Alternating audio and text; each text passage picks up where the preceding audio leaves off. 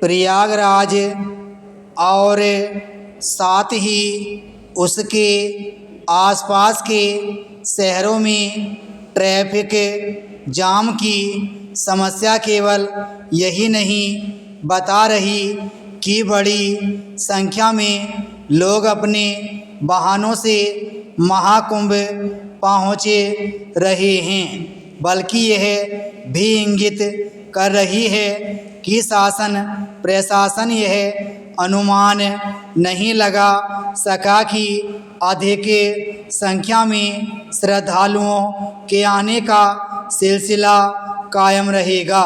यह भी स्पष्ट है कि सार्वजनिक परिवहन के उतने साधन उपलब्ध नहीं कराए जा सके जितने आवश्यक थे।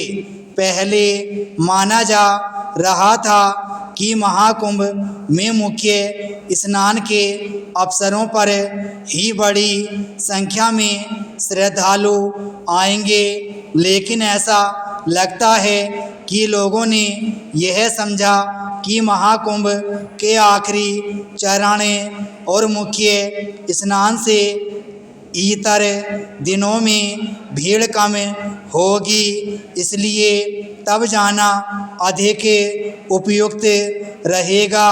इसी का परिणाम यह हुआ कि प्रयागराज पहुंचने वाले सभी रास्तों पर कई किलोमीटर जाम देखने को मिल रहा।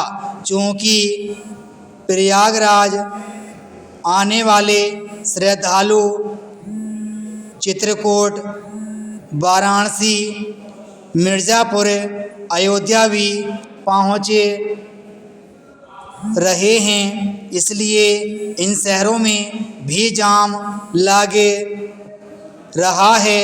स्थिति यह है कि प्रयागराज से सैकड़ों किलोमीटर दूर मध्य प्रदेश के शहरों में भी वाहन रेंगते दिखें।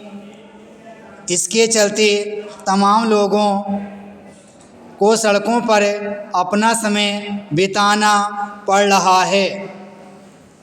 अनुमान है कि प्रयागराज में हर घंटे 5-6 हज़ार वाहन पहुंच रहे हैं। इतने अधिक वाहनों की पार्किंग संभव नहीं इसलिए और भी नहीं क्योंकि उनके अनेक श्रद्धालु कई दिन महाकुंभ में बिताना पसंद कर रहे हैं। अच्छा होता कि वाहनों को पार्किंग की अनुमति एक तय समय के लिए ही दी जाती। इसी के साथ हर दिन यह सूचना भी सार्वजनिक की जाती कि प्रयागराज पहुंचने के लिए कौन से दिन और रास्ते सुविधाजनक होंगे। केवल निजी वाहनों से प्रयागराज पहुंचने वालों को ही समस्याओं से दो चार नहीं होना पड़ रहा है। विमानों, ट्रेनों और बसों से जाने वालों को भी मुश्किलों का सामना करना पड़ रहा है। ऐसा न होने पाए इसके लिए सरकार को पहले से तैयार रहना चाहिए था और हालात के हिसाब से तत्काल रणनीति बदलनी चाहिए थी। लगता है भारी भीड़ का अनुमान लगाया और उसके प्रबंधन की समुचित व्यवस्था किए बिना ही यह कह दिया गया कि महाकुंभ में ऐसी व्यवस्था की गई है कि 100 करोड़ लोग भी आ जाएं तो समस्या नहीं होगी। जो भी हो, कम से कम अब मेला स्थल प्रयागराज शहर और आसपास के क्षेत्रों में ऐसे जतन युद्ध स्तर पर किए जाएं जिससे श्रद्धालुओं को समस्याओं से मुक्ति मिले।